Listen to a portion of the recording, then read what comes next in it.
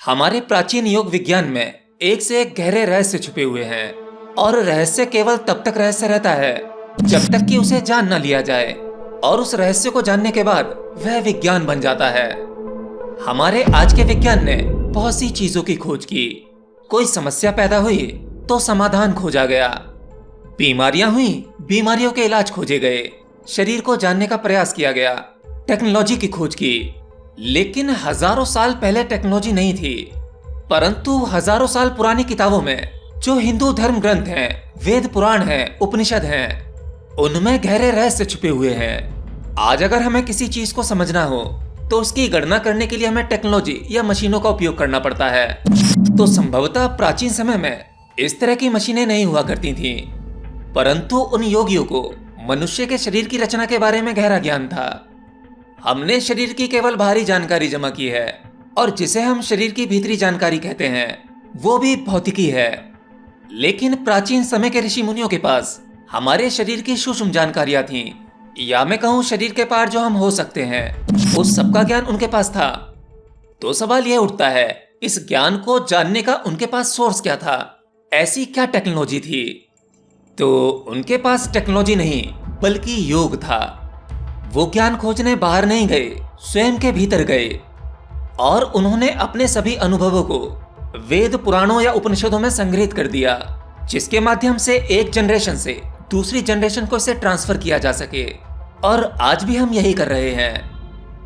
अगर तुम भी सृष्टि का ज्ञान हासिल करना चाहते हो, स्वयं के रहस्य जानना चाहते हो, आत्मा, परमात्मा, शरीर और ऊर्जा का कॉन्सेप्ट समझना चाहते हो, ईश्वर को समझना चाहते हो, तो उसके लिए सबसे आसान तरीका है प्राण और अपान का विज्ञान। अर्थात जिस गुरु को तुम बाहर ढूंढ रहे हो, जो तुम्हें सत्य का ज्ञान दे सकता है, वो निरंतर तुम्हारे साथ ही चल रहा है। तुम्हारी हर एक आती जाती सांसों पर वह स्वयं ही विराजमान है।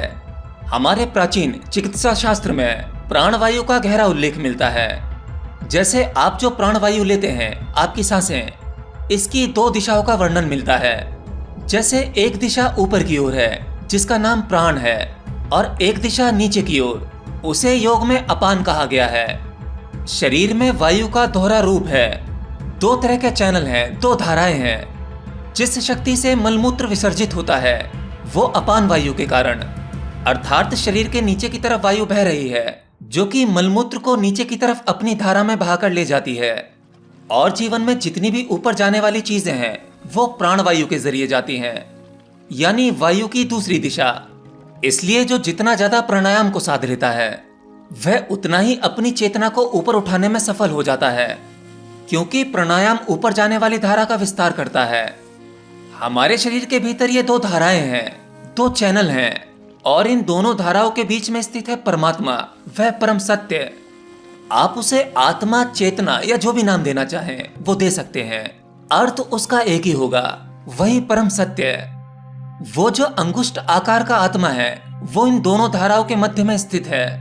वही आत्मा वायु को नीचे की ओर भेजता है, वही ऊपर की ओर भेजता है। अर्थात जो वायु ऊपर की ओर जाती है वो प्राण और जो नीचे की ओर आती है वो अपान। आज विकसित देशों के मेडिकल साइंस भी इस प्राण की धारा को नहीं समझ पाए हैं। वो नहीं जानते प्राण के दो मार्ग हैं, यह दोहरी तरीके से चलती है। इसीलिए प्राचीन चिकित्सा में जो उपचार वायु के आधार पर किए जाते थे वो एलोपैथी या हमारा आज का मेडिकल साइंस नहीं कर सकता। प्राणवायु की धाराओं को समझने वाला व्यक्ति जीवन में बहुत बड़ी क्रांति ला सकता है। एक छोटा बच्चा सांस लेता है तो हम देखते हैं कि उसके सांस लेने के पैटर्न में उसका पेट ऊपर नीचे होता है।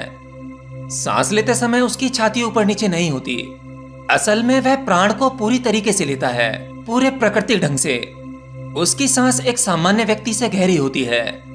हम सब जब सांस लेते हैं तो हमारा सीना ऊपर नीचे होता है, अर्थात हमारी सांस गहरी नहीं होती, वो उथली सांस होती है, ऊपर ऊपर से। वैज्ञानिक इस बात को लेकर बड़े हैरान हैं कि उम्र बढ़ने के साथ साथ सांस छोटी क्यों हो जाती है और एक छोटे बच्चे की सांस गहरी क्यों होती है।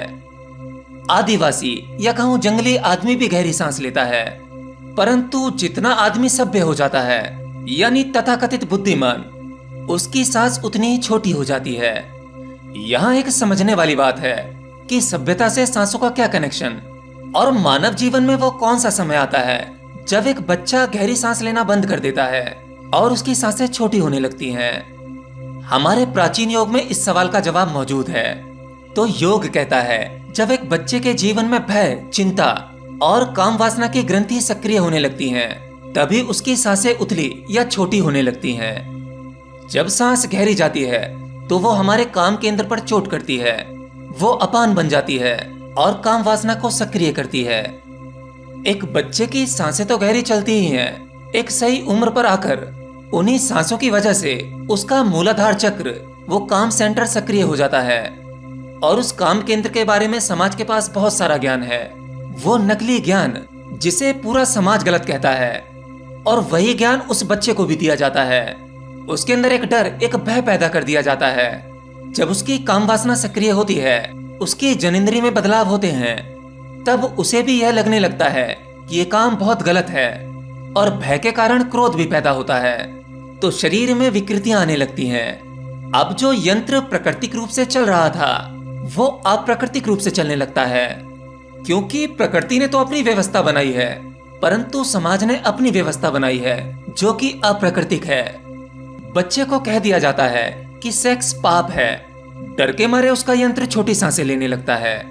असल में वह अपने आप को संभालने की कोशिश करता है, जिसके कारण सांस गहरी नहीं जा पाती, और धीरे धीरे उसकी सांसों का पैटर्न वैसा ही हो जाता है, जिसके कारण उसके काम केंद्र से एक दूरी बनने लगती है। वो एक दूसरी चीज हो जाती है और स्वयं कुछ और हो जाता है। ऐसे ही व्यक्तियों के जीवन में काम वासना विकृत हो जाती है। फिर वो पूरा जीवन संभोग क्यों ना कर लें, वो कभी संभोग का सुख भोग नहीं पाते, क्योंकि जिसने संभोग का पूरा सुख भोग लिया, संभोग के उस अंतिम छोर को छू लिया, उसके जीवन में तुरंत संन्यास घटित हो जाता है। आप में से शायद कुछ लोग जानते होंगे, जो बच्चे हैं उन्हें तो नहीं पता होगा, लेकिन जिनकी शादी हो गई है वो इस बात को जानते हैं कि संभोग के वक्त उनकी सांसें छोटी होती हैं और सांसें जल्दी जल्दी चलती हैं। और इसका सीधा सा अर्थ यह है कि जब सांसें छोटी होंगी तो वो जल्दी जल्दी चलेंगी, जिसकी वजह से वो संभोग के सुख से सदा वंचित रहते हैं। और इस वंचित रहने के कारण ही वो बार बार संभोग करना चाहते हैं, क्योंकि ये यंत्र तृप्त नहीं हो पाता, ये प्यासा ही रह जाता है। जो व्यक्ति संभोग के समय में अपनी सांसों को लंबा और गहरा रख सके, फिर उसका संभोग एक सामान्य व्यक्ति से अधिक अच्छा होगा।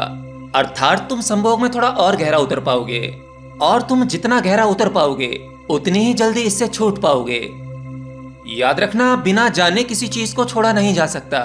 और जिनके बारे में तुम पढ़ते हो कि किसी का छूट गया, वो शुरू से ही संन्यस्त हो गया, तो इसका केवल इतना अर्थ है कि उसने संभोग के ज्ञान को पिछले जन्मों में ही जान लिया था।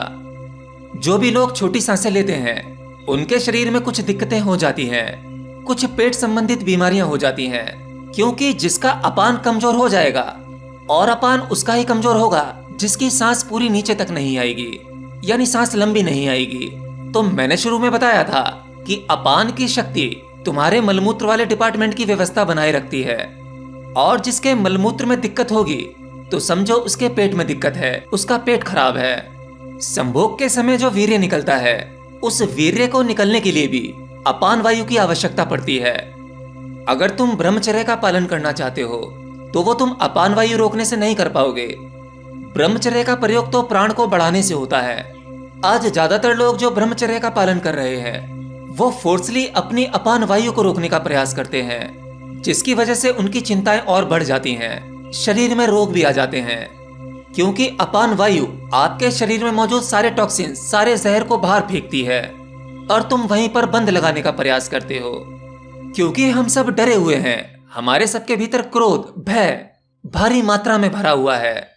ब्रह्मचर्य फॉलो करने वाले के लिए बिल्कुल गलत तरीका है।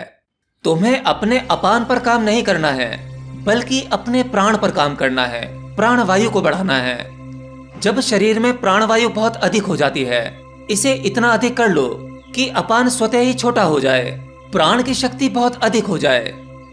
जब प्राण शक्ति विराट हो जाती है तो वही काम करती है, अपान स्वतः ही छोटा हो जाता है, यानी आपकी ऊर्जा ऊपर की तरफ बहने लगती है, जिसे तुम वीर्य को ओजस में बदलना कहते हैं। और इसीलिए प्राणायाम का योग में इतना अधिक महत्व है, क्योंकि प्राणायाम ऊर्जा को ऊपर की ओर धक्के देता है यानी जो काम ऊर्जा अपान के द्वारा सेक्स ऊर्जा बनती है, वही सेक्स ऊर्जा प्राण के माध्यम से कुंडलिनी बनती है। फिर वह ऊपर की ओर बहने लगती है, और जब ऊर्जा ऊपर की ओर बहने लगे तो कुंडलिनी सक्रिय होने ही लगती है। और जब हमारे भीतर ऊर्जा का बहने का वह चैनल बिल्कुल साफ हो जाता है, ऊर्जा बहते बहते हमारे मस्तिष्क में पहुंचती है, तब सहस्त्रार चक्र खुल जाता है। आज्ञा चक्र यानी थर्ड आई खुल जाती है। जैसे अपान ऊर्जा के धक्के से वही प्राण ऊर्जा किसी बच्चे के जन्म का कारण बनती है, और प्राण के धक्के से वही काम ऊर्जा आपको एक नया जन्म देती है। लेकिन अगर ये प्राणवायु मस्तिष्क तक आ जाए तब, क्योंकि ये हजारों लाखों साधकों में किसी एक दो के साथ हो पाता है, तो इस प्राण और अपान के बीच में ही वो एक चाबी है, वो परमात्मा है, वही आत्मा है। वही एक शक्ति प्राण और अपान के बहने का कारण बनती है। इसीलिए एक सच्चा योगी स्वयं पर नियंत्रण नहीं करता, उसे कंट्रोल करने की कोई आवश्यकता नहीं है। वह केवल अपने प्राणों के साथ यानी सांसों के साथ एक तादात्म्य बना लेता है, प्राणायाम करता है, जिसके कारण अब उसे संभोग के विचारों से लड़ने की आवश्यकता नहीं पड़ती, ब्रह्मचर्य साधने की प्रतिज्ञा नहीं लेने पड़ती, क्योंकि वह समस्या, परेशानी या बीमारियों के बारे में सोच ही नहीं रहा। वह केवल अपनी सांसों के साथ जुड़ गया, और तुम्हारी यही सांसें तुम्हें तुम्हारी मूल जड़ों तक ले जाती हैं। अगर वहां सुधार हो गया तो सभी समस्याएं खत्म नहीं करने पड़ती, वो स्वतः ही खत्म हो जाती हैं।